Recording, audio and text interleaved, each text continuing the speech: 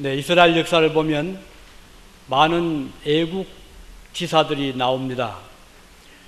그들은 조국을 위해서 실제로 그런 삶을 살았습니다.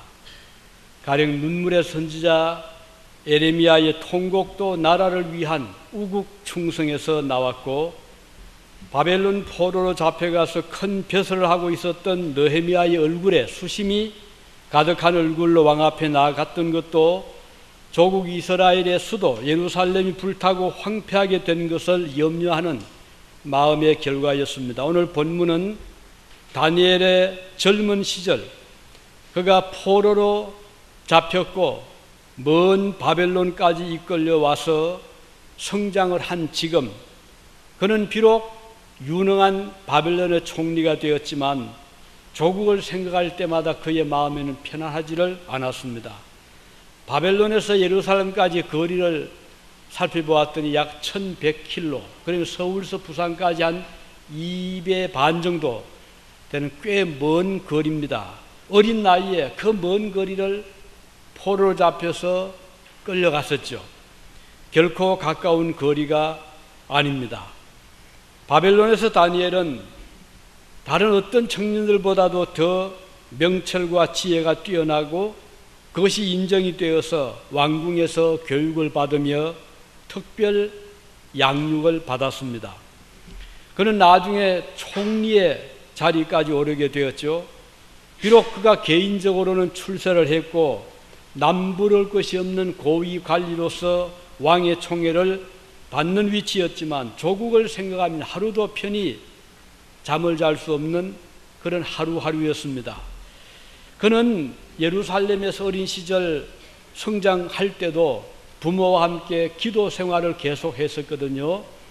유대인들의 기도를 보면 하루에 보통 3차 하는데 아침 9시, 두 번째는 12시, 세 번째 오후 3시, 이렇게 계속해서 매일매일 하루 3번씩 기도를 해왔습니다. 다니엘은 그런 습관대로 비록 그가 포로로 끌려왔지만 그곳에서도 하루에 3차씩 기도하기를 중단하지 않았습니다. 규칙적인 기도, 이것은 대단히 중요한 것이거든요. 왜냐하면 이 기도를 통해서 하루의 일과가 시작이 되고 진행이 되고 마침이 되는 이런 상징적인 의미도 있고, 또 규칙적인 기도는 기도를 중단하지 않는, 때로는 기도를 할 수 없는 그런 여러 가지 상황에서도 기도를 계속하게 하는 것이 규칙적인 기도라고 하겠습니다. 오늘 많은 그리스도인들은 기도와 상관없이 하루를 열 때가 많이 있잖아요. 그리고 기도 없이 하루를 마감하는 경우도 많이 있습니다. 가령 기도는 언제 하느냐? 그것은 특별한 일이 있을 때 기도하죠. 가정적으로, 개인적으로 어려운 문제가 있거나 큰일을 앞두면 기도하죠. 그렇지만 하루하루 평상 생활에서는 굳이 그렇게 기도할 필요가 있겠습니까? 이런 생각들을 많이들 하고 있습니다. 그런데 다니엘 같은 거 보면 그가 아쉬울 게 없잖아요. 총리로서 많은 밑에 비서들이 있었을 테고 신하들이 줄을 서 말만 떨어지면 다 이루어지는 그런 위치니까 다투한 게 없는데 기도할 필요가 무엇이 있었겠습니까? 그럼에도 불구하고 다니엘은 하루에 꼭 3번씩 기도를 계속했던 것을 볼 수가 있습니다. 그런데 하나님이 기도를 어떻게 들으시나요? 우리는 생각하기를 기도하고 나면 언제가 이루어지겠지. 그 말도 맞아요. 그러나 어떤 경우는 기도를 시작하자마자 하나님께서 즉각 응답하는 경우들이 참 많이 있거든요. 다니엘서 9장 20절 23절까지 보면 다니엘이 나라와 백성을 위해서 기도를 시작할 때에, 그러면 기도를 시작할 때 이미 하나님께서 천사 가브리엘을 보내신 것을 볼 수가 있습니다. 내가 이같이 말하여 기도하며 내 죄와 및 내 백성 이스라엘의 죄를 자복하고 내 하나님의 거룩한 산을 위하여 내 하나님 여호와 앞에 간구할 때, 곧 내가 말하여 기도할 때에 이전 이상 중에 본 그 사람 가브리엘이 빨리 날아와 저녁 제사를 드릴 때쯤 내게 이르더니 내게 가르치며 내게 말하여 가로되 다니엘아 내가 이제 내게 지혜와 총명을 주려고 나왔나니 곧 내가 기도를 시작할 즈음에 명령이 내렸으므로 이제 내게 고하러 왔는데, 중요한 것은 보세요. 다니엘의 기도를 시작할 그쯤에 하나님께서 명령을 합니다. 가브리엘에게 가라. 가서 다니엘을 도와줘. 다니엘 지혜와 총명을 주어라. 이걸 보면 얼마나 기도의 그 효력이 즉각 기도가 시작되자마자 하나님은 천사를 보내신 것을 볼 수가 있습니다. 오늘 저와 여러분도 기도할 제목들이 참 많이 있잖아요. 개인적으로뿐 아니라 우리가 조국을 위해서 기도해야 될 때가 참 많이 있습니다. 오늘 여기 참석한 우리 여러분 다 대부분이 한국 국적이죠. 우리 게리 씨는 인디언을 조상으로 한 미국 국적의 또 우리 교우고, 또 대부분은 한국에서 나셨고, 또 여기서 또 난 우리 자녀들도 있습니다.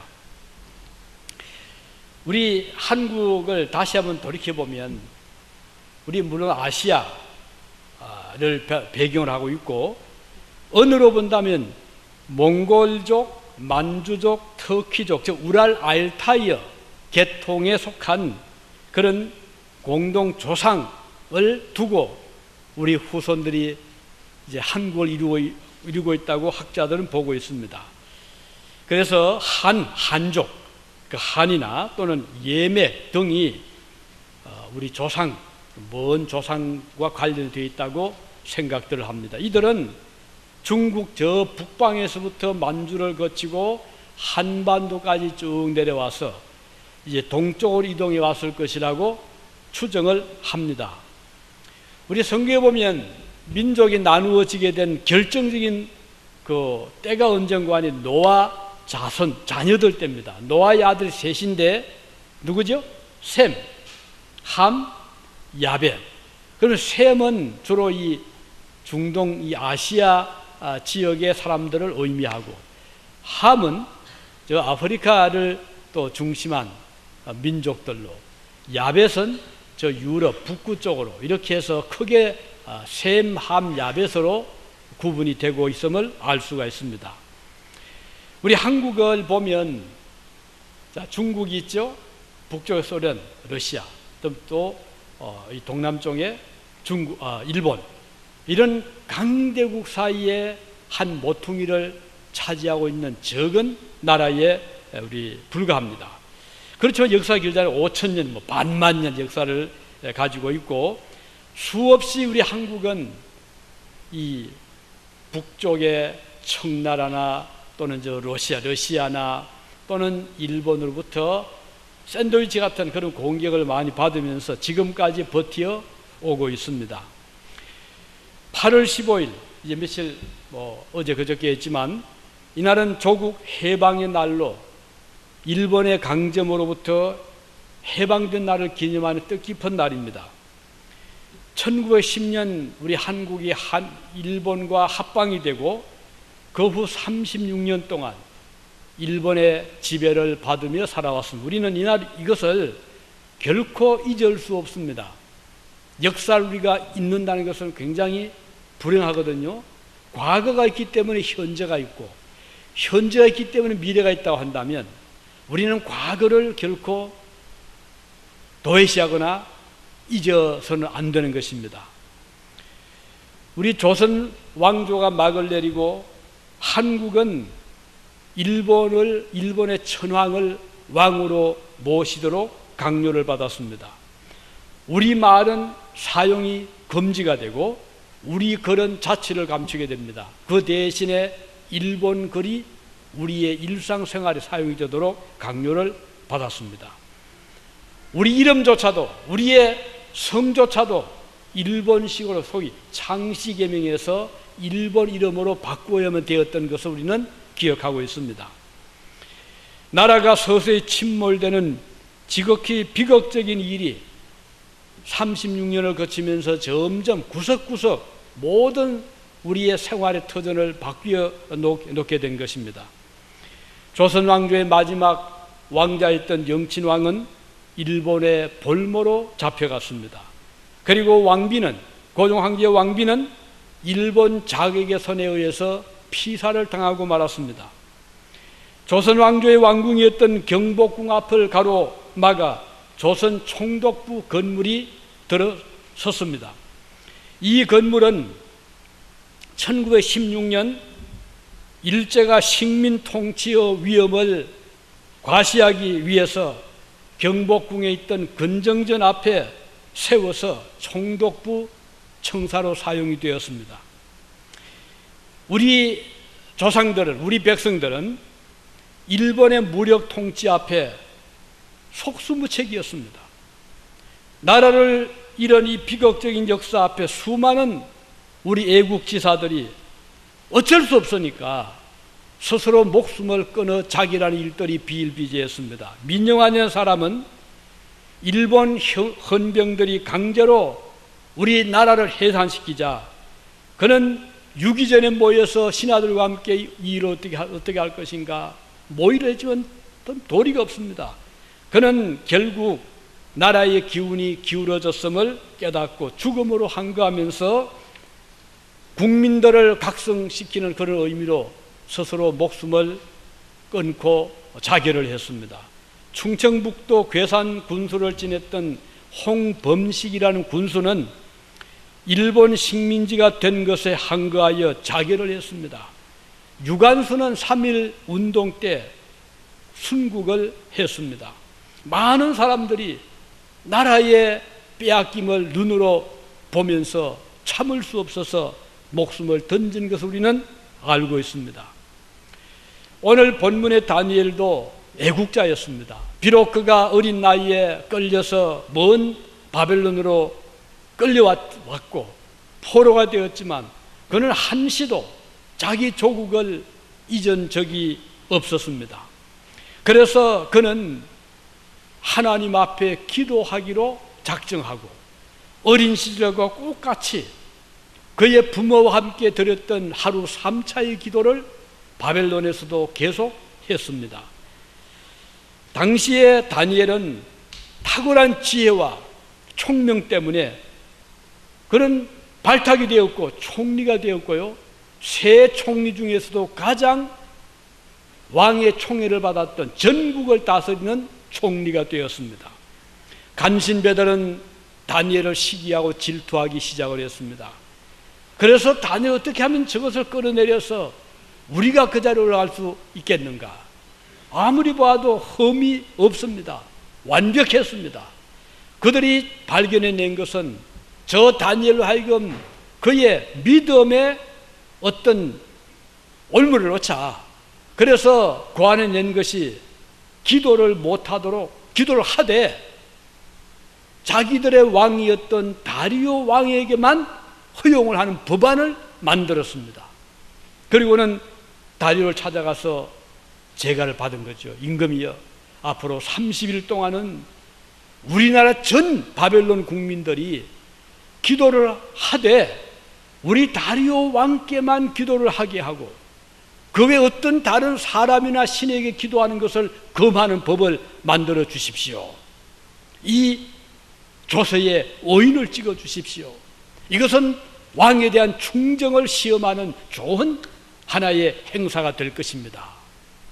그래서 이제 왕의 제가를 받아서 오인을 받고 전국에다가 방을 붙이고 모든 이 나라의 국민이라면 서민들로부터 고관 대자까지 기도한다면 오직 다리오 왕에게만 기도할 수 있고 어떤 다른 사람에게나 신에게 기도하면 그는 붙잡아서 사자의 밥이 되게 하겠다. 이 추상 같은 명령을 전국에다가 공포하게 됩니다. 자, 우린 이런 아주 잔인하고 그리고 모함적인 이 다니엘 당시의 여러 신하들의 모습을 보면서 이 정치라는 것이 얼마나 무자비한가를 여기서 보게 되는 것입니다. 하나님의 사람들을 넘어지게 하는 사단의 가장 교활한 방법은 기도를 막는 것입니다. 왜냐하면 기도는 하나님과의 교제를 하는 것이기 때문에 이 기도를 하는 한은 사단이 자기의 밥으로 만들 수가 없거든요. 예수님의 제자들이 마지막 저녁에 주님과 함께 감람산에 갔습니다. 예수님은 그들을 데리고 가셔서 기도하자, 시험에 들지 않게 기도하자라고 하시면서 주님 자신이 모범적으로 그날 밤을 지새우시면서 땀방울이 핏방울이 되는 그런 간절한 마음으로 기도를 하셨는데, 제자들 어떻게 했습니까? 너무 피곤했어요. 기도를 하지를 못합니다. 졸고 쓰러지고. 주님은 그래서 다시 일어나셔서 깨우면서 베드로야, 요한아, 일어나 기도하자. 졸지 마, 기도해야 된다. 깨어놓으면 또 졸고, 깨어놓으면 또 졸고. 결국은 기도를 못했잖아요. 그 결과 어떻게 됐습니까? 하나같이 모든 제자들이 주님을 다 배반하고 도망을 가기 바빴습니다. 왜 그랬을까요? 기도하지 않았기 때문에.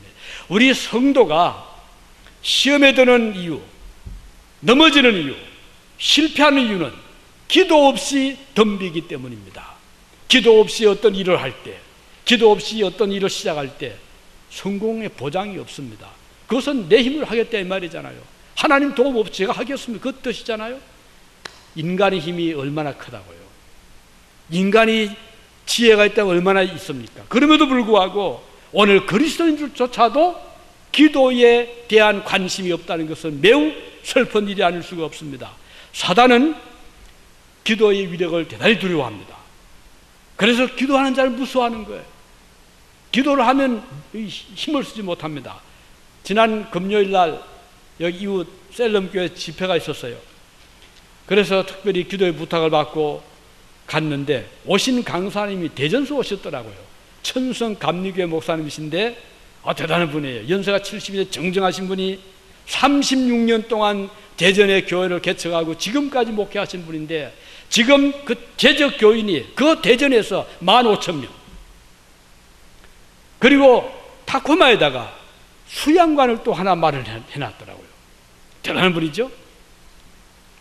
최근에는 가만히 모세해 보니까 유성, 대전 옆에 유성 지역에 거기에 대학들이 쫙 들어서는 거예요. 뭐 배제 대학도 있고, 뭐 거기 또 그 대전 침례 신학 대학도 거기 있고, 뭐 여러 대학들이 거기 들어서는 것을 보고, 자, 저곳에다가 선교센터를 지어야 되겠다. 그건 땅이 없잖아요.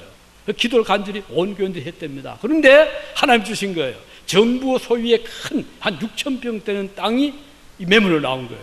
그래서 입찰을 붙었는데 쟁쟁한 기업체로 들어오는데 이 교회가 그것을 딴 거예요. 지금 450억을 들여가지고 지금 그 선교센터를 지금 짓고 있답니다. 대단한 분이죠. 그런데 이번 또 한 놀라운 것은 계룡산은 전국에서요 무당들의 이건 천국입니다. 온갖 잡신들을 다 모신 곳이 계룡산이에요. 이 목사님이 기도의 제목이 저 계룡산에 저 수많은 무당들이 저렇게 점을 하고 있는데 저 지역을 복음화 좀 시키게 해주십시오. 기도를 했답니다.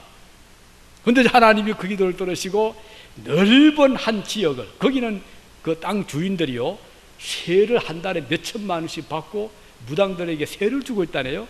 그 땅 주인을 만나가지고 내가 이 땅을 이렇게 사겠다 해서 그 땅을 산 거예요.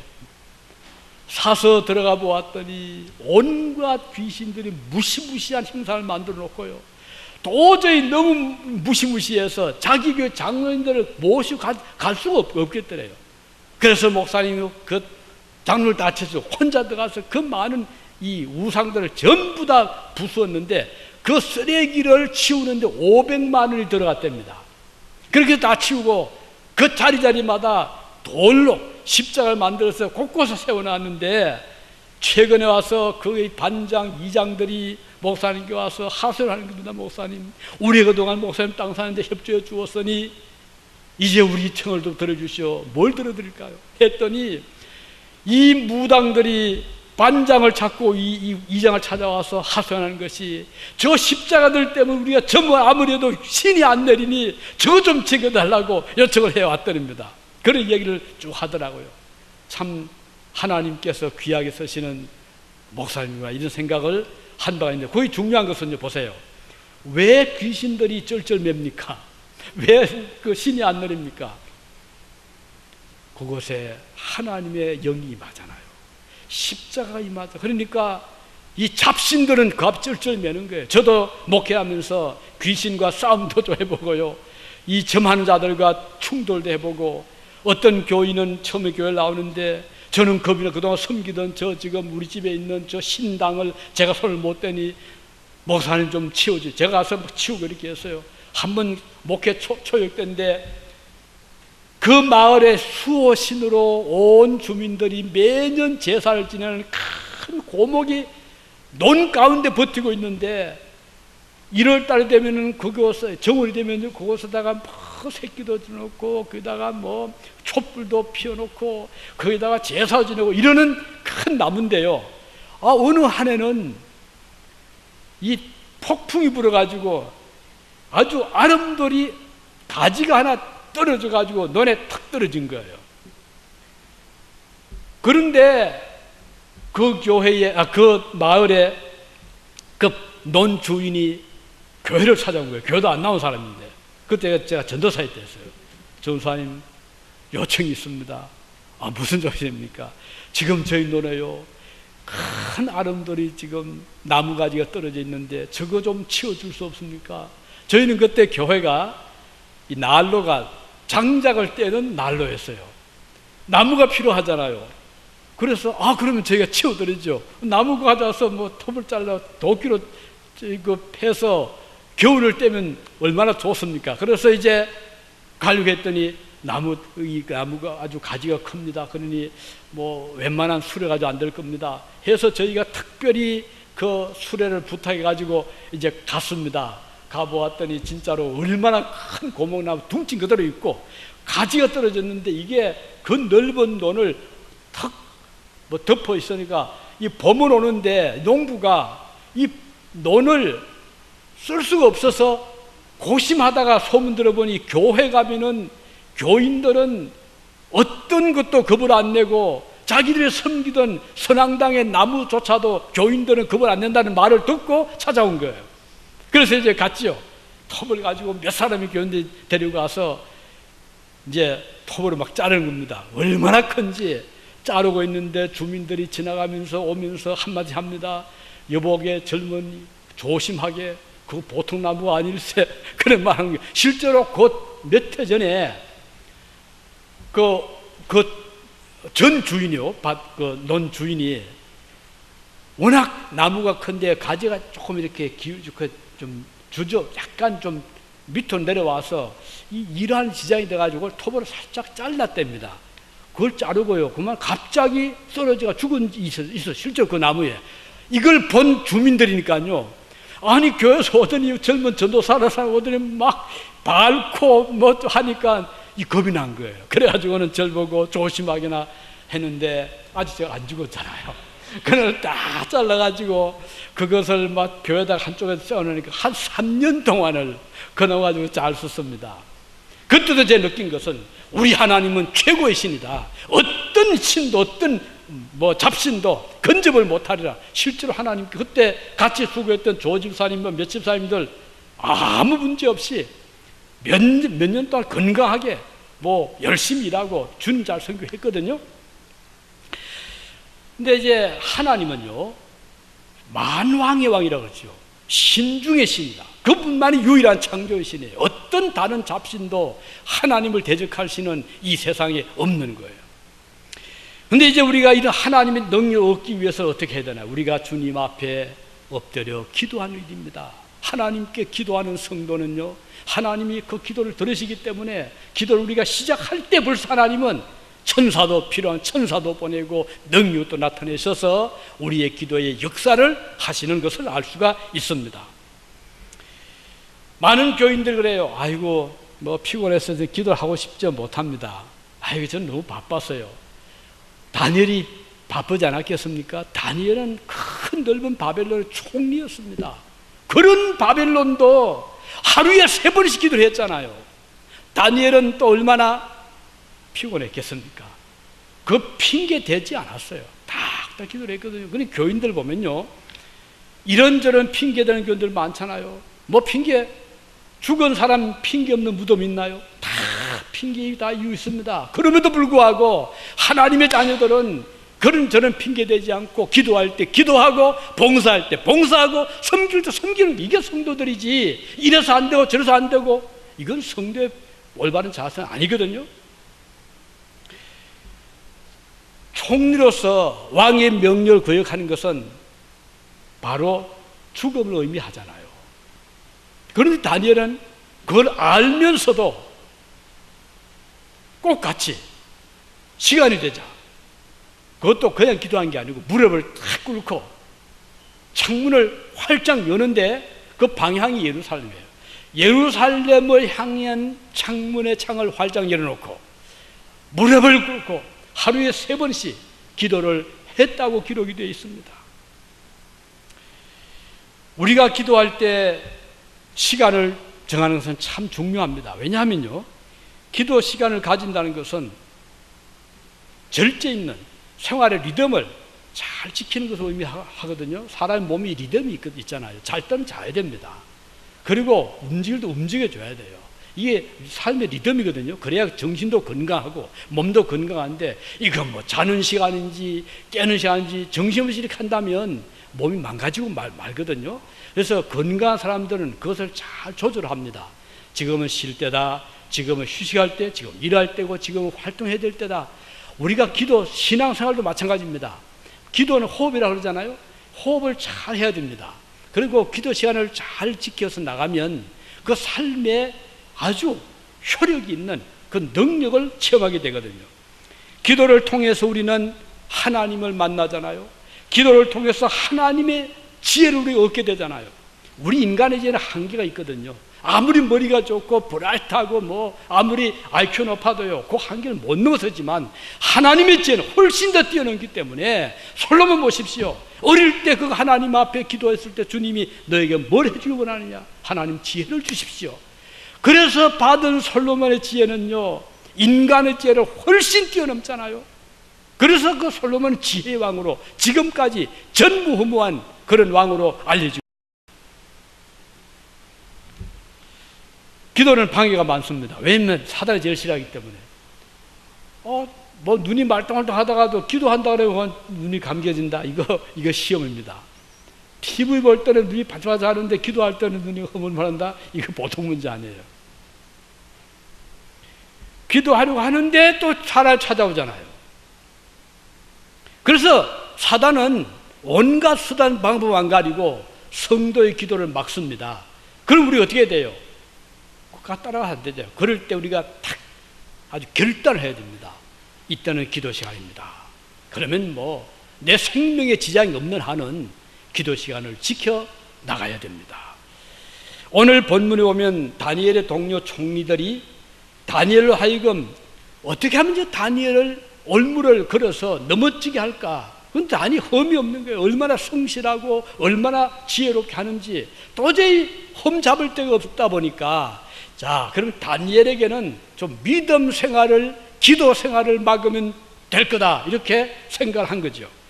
그래서 이 안을 지금 왕에게 제안을 했고 도장을, 왕이 의인을 받은 거예요. 그럼 다니엘 어떻게 될까요? 내 생명 건지기 위해서 기도 좀 보류하지, 안 그랬잖아요. 그걸 알면서도 다니엘은 평소처럼 창문을 탁 열어놓고 하루에 3번씩 기도를 한 거예요. 이게 좀 대단하죠. 오늘 우리가 이런 용기가 필요합니다. 믿음 생활 할 때 용기가, 그래서 믿음의 장부가 되어야 그랬잖아요. 믿음의 용기를 가져야 돼요. 쩔쩔매고 두려워하고, 이것은 신앙의 자세가 아닌 거예요. 우리 성도는 하나님을 두려워하는 것 외에는 두려워할 대상이 아무도 없어요. 세상 두려워할 거 없어요. 사탄 두려워할 거 없습니다. 이 세상에 어떤 인간도 우리는 두려움의 대상이 되질 않는 거예요. 오늘 많은 사람들이 왜 기도하지 않기 때문에 오는 결과가 어떻게 되나요? 결과는 참 불행합니다. 기도 없는 세계를 상상해 보세요. 즉 하나님과의 교제가 없는, 하나님과 교류가 없는, 하나님과 대화가 없는 그 가정, 그 사회, 그 학교, 그 조직체는 이거 지옥입니다. 여러분, 최근에 한국의 그 군대 폭력 많이 듣잖아요. 어제 아침 오늘 잠깐 보았더니 경기도지사로 당선된 남경필 씨 아들 남상병이 폭력을 또 휘둘렀다네요. 이게 이번에 드러난 거예요. 아니, 도지사의 아들을 좀 내면 그래서 안 되잖아요. 남을 두들기 패고. 이게 무슨 짓이에요? 그 이유는 가정교육에 문제가 분명히 있는 거예요. 여러분의 자녀가 학교에서 문제 일으키면 여러분 가정에 교육에 문제가 있다는 거예요. 더구나 신자의 자녀들이라면 앉혀서 기도를 하고 자녀로 하여금 주님을 닮게 해야 되는데, 이게 없으면은 학교 가면 문제 일으키고 군에 가면 문제 일으키고 사회 가면 문제 일으키면 이건 성도 자녀가 아니잖아요. 요즘에 한국에 얼마나 끔찍한 폭력 보십시오. 폭력 지금 세계잖아요. 학교가 아이들 마음대로 보낼 수 있나요? 이건 보통, 미국도 마찬가지. 지금 대도시 가보십시오. 이거 뭐 마약에다가, 이거 보통 문제 아닙니다. 여기서 가끔 보면 마약 환자 들어 나옵니다. 한 번은 우리 바로 성경 뒤에 젊은 애가 왔다 갔다 하더니 나중에 보았더니 텔레비전 안 보려. 그거 마약 하다가 잡혔답니다. 그거 좀 이상하더라고요.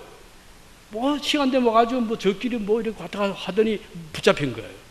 미국 사회 지금 그 이유는 미국의 청교도 정치 다 나갔잖아요. 그러니까 지금 케네디 대통령 때는 어떻게 했습니까? 공립학교에서 기도 금지했잖아요. 그래서 케네디가 저주란 말이 있습니다. 이거 보통 문제 아니에요. 자, 학교에서 기도 금지하고, 그리고 공공기관 십자가 뭐 성탄 추리 없게 하고, 이게 지금 미국 이렇게 좀 되고 있는데, 이제 오늘 우리의 삶이 큰 것입니다. 우리가 옛날에는 미국의 청교도 신앙 우리가 이어받았어요. 지금은 우리의 이 순결한 신앙을 미국 사회 우리가 이제 전할 때가 온 것이에요. 그래서 우리 교회 삶이 큰 것이에요. 교회는 이름만의 신자들 모인 곳이 아닙니다. 숫자가 문제 아닙니다. 누가 모인 이게 문제 아닙니다. 믿음의 사람이 얼마나, 이게 중요한 거예요. 아무리 교회가 뭐 많이 모이고 부자, 이건 교회의 본질을 다른 거예요. 교회는 신앙의 공동체예요. 믿음으로 뭉쳐야 되고 기도하는 자들이 함께하는 자가 교회가 되어야 되는 것입니다. 세상의 빛과 소금의 역할을 다한 것이 교회입니다. 그리고 왜 기도할 때 하필이면 뭐 동서남북 어느 쪽에 창문 열었대요. 그런데 꼭 예루살렘 있는 서쪽을 향해 문을 열고 기도했거든요. 왜 그랬을까? 예루살렘, 그것이 뭔데요? 하나님이 전이는 곳이잖아요. 이 다니엘은 하나 자기 조국도 중요했지만 조국의 중심부 역할을 했던 예루살렘이 그렇게 소중했던 거예요. 예루살렘, 평화의 도시, 하나님의 성지 있는 곳이잖아요. 예루살렘은 성전이 있어서 중요한 거, 지금 성전이 없어요. 다 지금 망가졌잖아요. 불태워지고 없어졌지만 그래도 예루살렘은 하나님의 전에 터가 있는 곳이고, 옛날 올라가면 아브라함 시대 때 아브라함의 아들 이삭을 제물로 바치는 곳이 어디였었죠? 어디였어요? 기억나시나요? 하나님께서 아브라함에게 아브라함아 내 아들 독자 이삭을 제물로 바쳐라. 그런데 그 장소가 어디였어요? 기억하시나요? 누가? 어디였죠? 우리 청년부 우리 건이 말해봐요. 어디였어요? 큰 소리로. 열심히 성경 공부하잖아요. 어디였어요? 예? 기억 어디죠? 호렙산? 아니죠. 그죠? 모리아. 기억하세요? 모리아산. 아브라함의 아들 이삭이 제물로 바쳐졌던 곳은 모리아산이었는데, 그 모리아산은 바로 나중에 솔로몬이 성전을 지은 예루살렘이 되었고, 그 예루살렘에서 우리 주 예수님이 십자가에 못 박혀 돌아가신 곳이 예루살렘입니다. 앞으로 우리가 천국에 들어가면 새 예루살렘, 이건 상징입니다. 천국을 의미하는 거예요. 그래서 다니엘은 예루살렘 쪽을 향해서 창문을 열어놓고 하나님 앞에 간절히 기도한 거예요.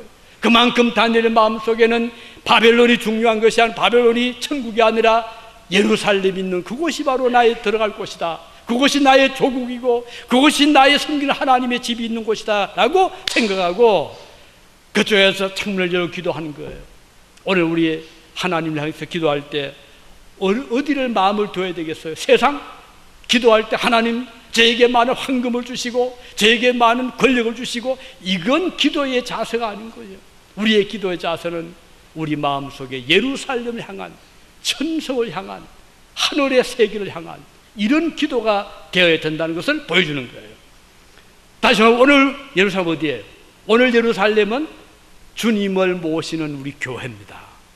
이 교회가 영적으로 예루살렘 역할을 하는 거예요. 왜? 하나님의 집이 바로 우리 교회잖아요. 이곳에서 기도가 있고, 이곳에서 사랑의 교제가 있고, 이곳에서 봉사가 있고, 이곳에서 섬김이 있잖아요. 그래서 이 교회야말로 오늘의 섬기는 예루살렘 같은 그런 역할을 하는 곳입니다. 그래서 기도는 성전에 계시는 하나님을 사모하는 마음으로 드리는 곳이에요. 이것은 성도의 삶의 자세를 보여주는 것입니다.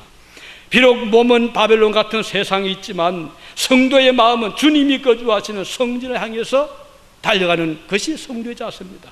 다윗은 이렇게 고백했죠. 시편 73편 25절에 하늘에서는 주 외에 누가 내게 있으리요 땅에서는 주밖에 나의 사모할 자가 없나이다. 이렇게 기도하고 있습니다. 비록 다윗은 강력한 유대의 황금계 왕이었지만 그가 사모한 곳은 다윗 왕국이 지상이 아니었어요. 하늘에 계시는 하나님이 나의 사모할 곳이라고 말씀하고 있는 것입니다. 그는 자기 권력을 의지하지 않고 자랑하지 않았어요. 그는 자기 왕국으로 만족하지 않았습니다. 그는 많은 황금 그 재산에 연연하지 않았어요.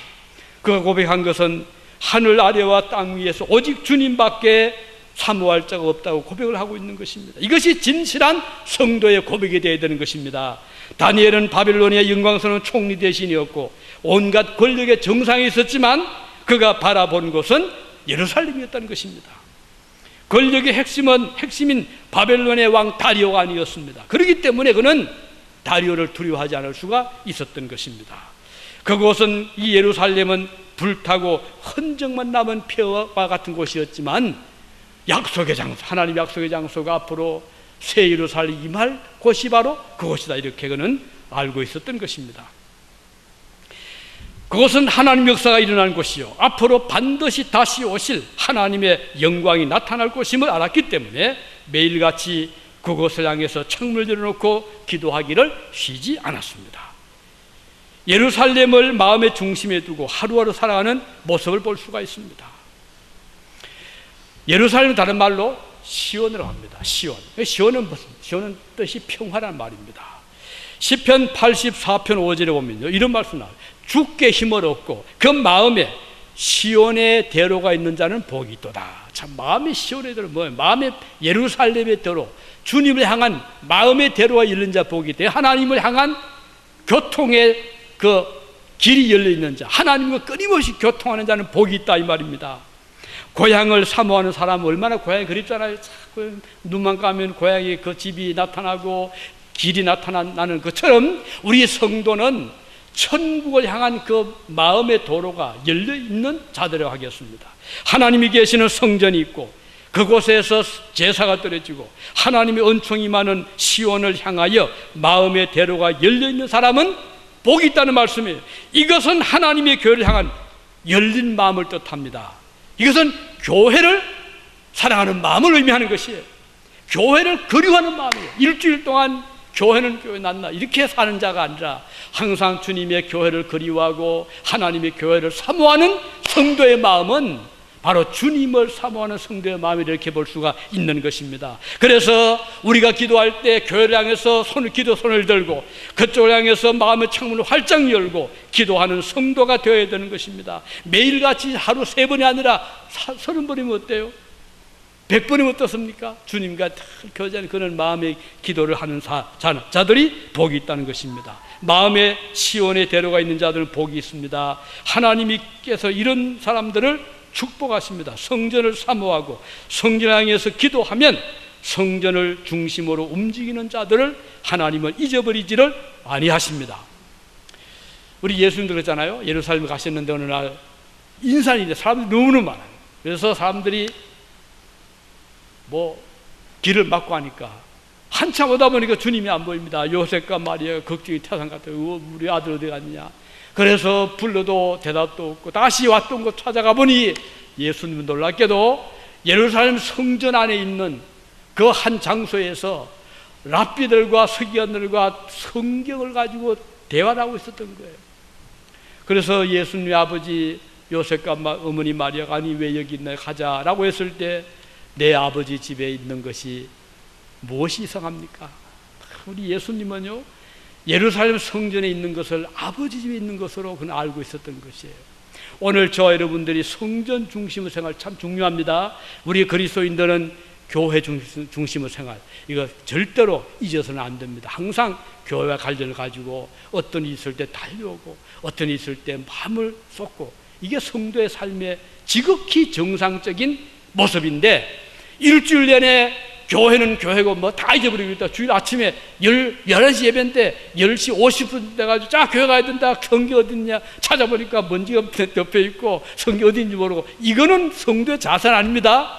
이거는 저 손님의 모습이죠. 우리 성도라면 주일 전에 벌써 예배들 준비를, 마음의 준비를 하고, 주일날 입고 갈 옷까지 준비를 하고 헌금까지 딱 챙겨놓고 다 준비, 이렇게 나가는 게 성도의 자세지, 주일이 언제, 오늘이 금요일인가 오늘 토요일인가 이까지 모르면 보통 문제 아닙니다. 이게 정말 중증의 환자들이에요. 우리 성도는 날짜를 소중히 이유가 주의 날을 기억하기 때문입니다. 주의 날을 중심으로 해서 사업도 하고 여행 가실 때도 주의 날은 예배 생활을 항상 생각하시고 여행 계획도 세우시고, 이것이 성도의 삶의 자세입니다. 이제 마지막으로 다니엘 어떤 기도했죠? 오늘 본문 10절 끝에 보면요, 하루 3번씩 무릎을 꿇고 기도하며 그 하나님께 감사하였더라. 이 감사 기도를 했어요. 아니, 다니엘은 무슨 감사했죠?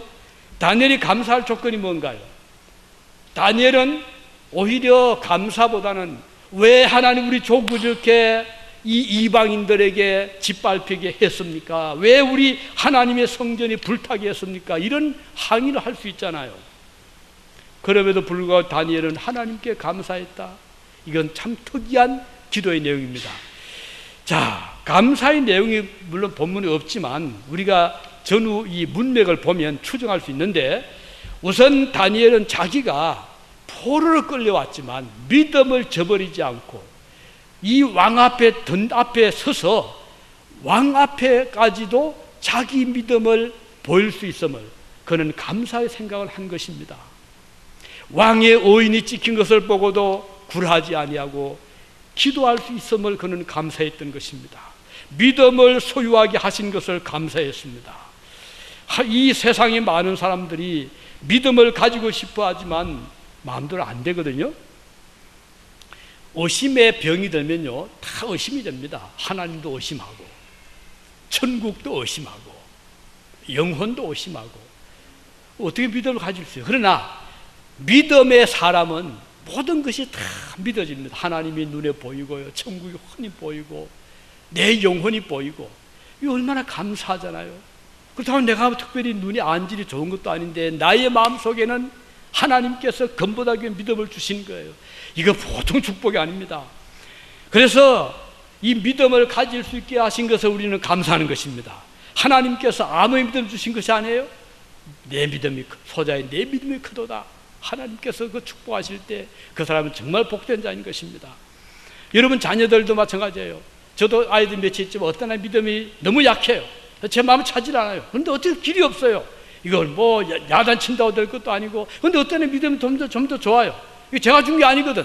하나님께서 믿음을 주시니까 어떤 애 믿음이 더 좋고, 어떤 애 믿음이 영 시원찮고, 오늘 저와 여러분들이 믿음을 가진 것에 대해서 감사하시기 바라는 것입니다. 하나님 앞에 우리가 열심히 믿어서 생각할 수 있는 자체가 이 축복이 것이기 때문입니다.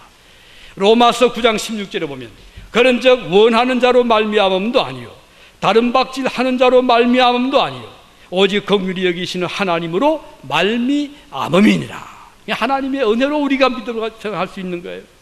다니엘의 그 굳건한 믿음이 그의 결심이나 의지적인 결단으로 이루어졌다고 생각하면 큰 오산입니다. 하나님의 은혜로 그 믿음을 지킬 수가 있었습니다. 우리는 지금 조국 해방 70주년을 맞고 있잖아요. 8.15를 다시 맞이했습니다. 우리가 돌이켜보면 일본 우리가 어떻게 그 소나기를 벗어날 수 있었겠나요? 제가 김일성이는 말하잖아요. 우리 김일성 위대한 태양이신 김일성 장군이 일본에서 우리를 건져냈다. 이거 다 선전입니다. 아닙니다. 그 당시 상황은요, 계란 가지고 바위치기예요. 일본이 얼마나 거대했는데요. 엄청난 그런 힘을 가지고 있었던 나라가 일본이었어요. 그들은 1931년부터 41년까지 일본 해군이 엄청나게 불어난 그 시기입니다. 전함이 당시 10척이었어요. 항공모함이 10척이었어요. 그 당시에 벌써.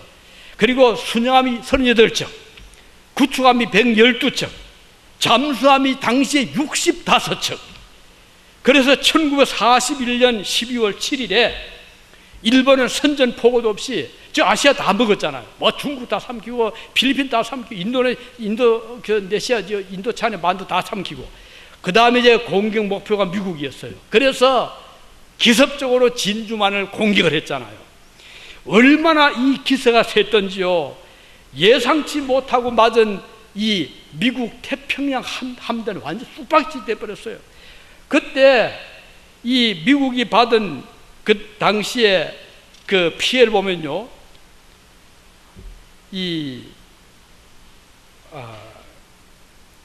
미국의 그 당시에 정박했던 전함이 7척이 있는데요, 5척이 침몰이 되어버렸어요.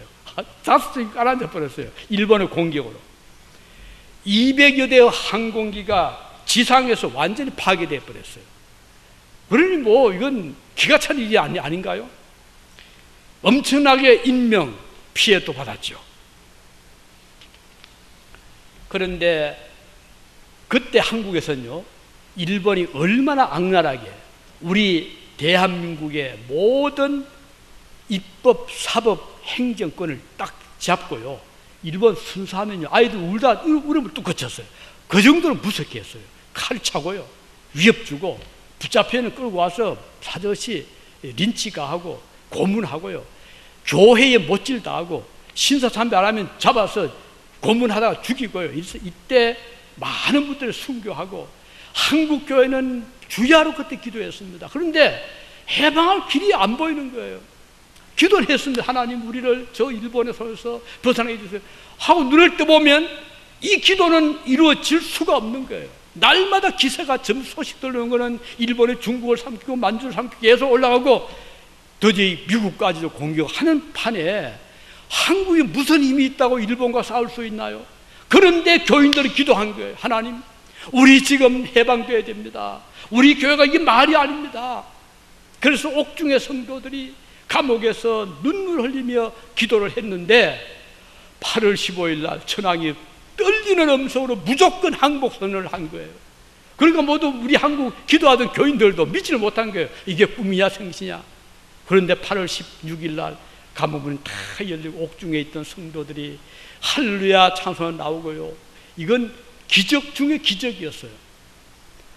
하나님께서 B-29 비행기를 일본으로 보내가지고 히로시마 나가사키에다가 원자탄 2개를 딱딱 떨어뜨렸더니 완전히 이건 완전히 일본이 어떻게 손을 쓸 수가 없잖아요.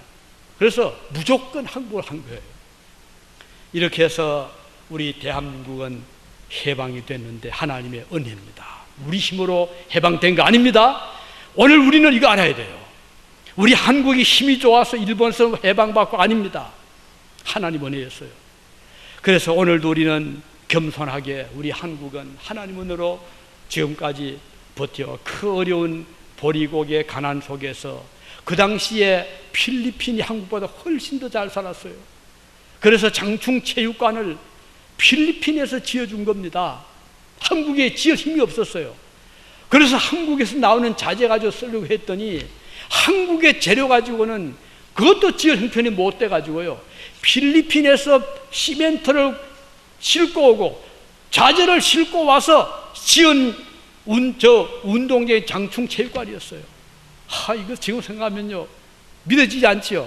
지금은 한국의 필리핀에 가서 좀 잘 산다고 어시대다가 두들겨 맞게 나오고 이러잖아요. 우리 교만할 감옥도 없어요. 우리 겸손합시다. 하나님 은혜로 살아가는 데 기억하시고, 오늘도 우리는 기도를 중단해서 안 됩니다. 그리고 우리 새벽기도 매일 하잖아요. 좀 기도 좀 나오세요. 수요 예배 있잖아요. 기도 좀 나와서 기도 좀 합시다. 예배 시간 잘 지킵시다. 이게 우리가 살 길입니다. 하나님 이것을 기뻐하시는 거거든요. 오늘 우리 8.1을 맞이하면서 다시 한번 다니엘의 기도 같이 살펴보고 오늘 우리의 사명을 새롭게 다짐을 해보았습니다. 기도하시겠습니다. 은혜로우신 우리 아버지 하나님, 감사를 드립니다. 오늘 저희가 참 어려웠을 때 우리의 조국이 일제 치하에서 고생하고 우리